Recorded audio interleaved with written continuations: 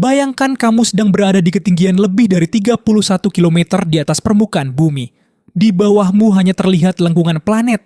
Langit tidak lagi berwarna biru, melainkan hitam pekat, hampir seperti luar angkasa. Tidak ada pesawat, tidak ada suara, tidak ada tempat untuk mendarat. Lalu, seseorang berkata, "Lompat." Kedengarannya seperti misi bunuh diri. Tapi inilah yang benar-benar dilakukan oleh seorang pria bernama Felix Baumgartner. Pada tanggal 14 Oktober 2012, dunia menyaksikan salah satu aksi paling berbahaya dalam sejarah manusia. Sebuah kapsul yang digantung balon helium raksasa perlahan naik menembus atmosfer. Semakin tinggi, hingga akhirnya mencapai ketinggian sekitar 39 km di atas permukaan bumi.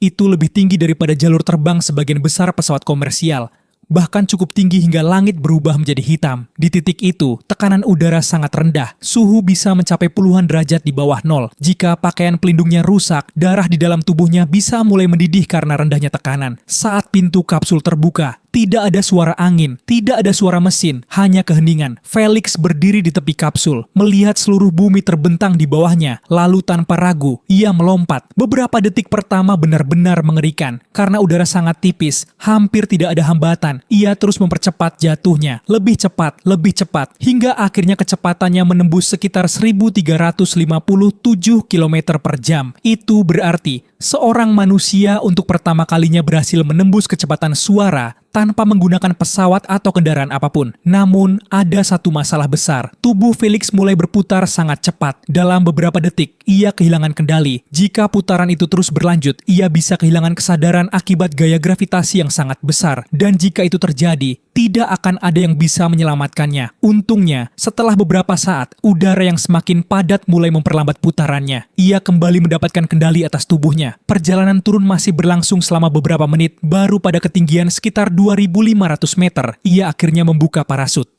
Beberapa menit kemudian, Felix mendarat dengan selamat di gurun New Mexico. Seluruh dunia bersorak. Ia tidak hanya selamat, ia juga memecahkan beberapa rekor dunia sekaligus, termasuk menjadi manusia pertama yang menembus kecepatan suara hanya dengan tubuhnya sendiri saat terjun bebas. Yang menarik, banyak orang menyebut peristiwa ini sebagai jatuh dari luar angkasa.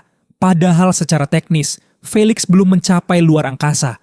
Batas yang diakui secara internasional berada di sekitar 100 km, dikenal sebagai garis Kármán. Felix melompat dari sekitar 39 km, masih berada di lapisan stratosfer. Meski begitu, dari ketinggian tersebut langit sudah terlihat hitam, dan pemandangannya hampir tidak bisa dibedakan dari luar angkasa. Misi ini bukan sekadar aksi ekstrem.